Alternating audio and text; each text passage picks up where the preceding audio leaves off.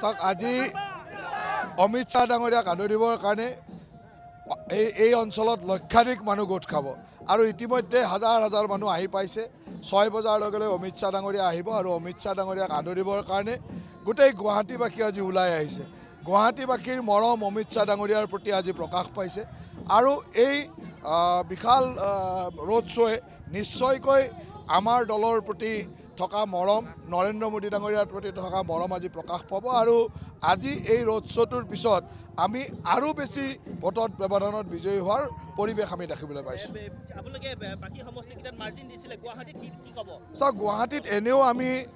6 লাখতকৈ বেছি ভোটৰ ব্যৱধানত বিজয়ী হ'ম গতিকে 6-7 লাখ মাৰ্জিন আমাৰ গুৱাহাটীত এনেও থাকিব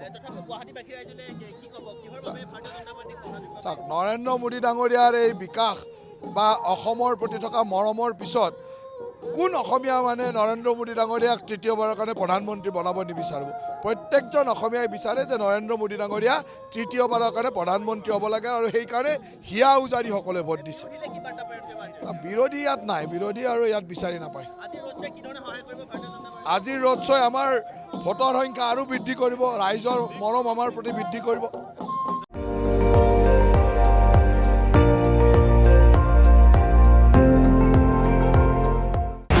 আপুনি চাই আছে ND24